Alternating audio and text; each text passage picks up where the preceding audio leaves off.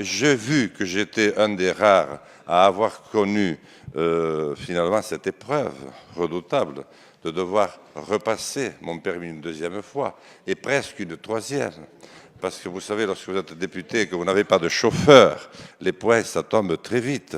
Madame la Présidente, nous avons des centaines, des dizaines de milliers de Français qui nous détestent au point que vous ne pouvez pas imaginer sur les dispositions prises sur le plan des retraits de permis de conduire. Et puis lorsque vous passez le permis de conduire, comme c'est le cas chez moi, c'est au bout de 30 mois.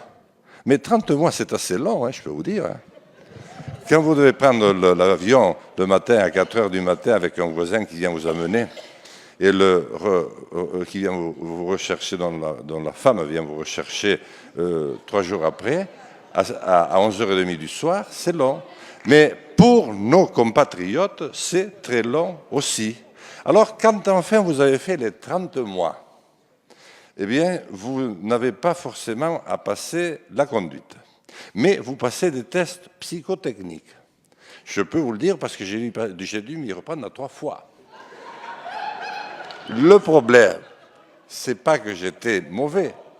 Bien que le premier test psychotechnique que j'ai passé à l'école à l'âge de 8 ans, alors que j'étais en français troisième langue, avait révélé que j'avais un QI juste au-dessus très légèrement de 0. Mais enfin, là, j'avais une dame, mais c'est très sérieux, au centre hospitalier de Pau, m'a mis 2 machines en main, comme mes enfants lorsqu'ils jouent à la PlayStation, vous savez, avec un écran de télévision. Et il s'agissait d'arrêter une bulle qui ne devait pas franchir l'écran de manière latérale.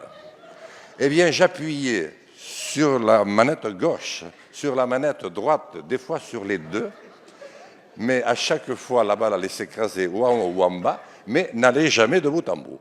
Donc, la dame s'est mise dans une colère impitoyable et a décrété que je m'étais moqué d'elle et a retardé de 3 mois l'échéance à laquelle je devais repasser mon permis. Donc finalement, au bout d'un an, après les 30 mois, non mais tant pis, je ne pensais pas qu'on pourrait le dire. Vous voyez, j'ai dit, madame, que vous étiez rassurante, mais il faut l'expliquer. Parce que si on n'explique pas, si un député de la nation n'explique pas à partir de son expérience ce que vivent ses concitoyens, mais qui le fera? Moi, je l'ai vécu. Donc, finalement, j'ai réussi par la voie, et ensuite, il faut avoir le code. Mais alors, le code, quand vous avez 60 ans, ce qui va être le cas dans quelques semaines pour moi, madame.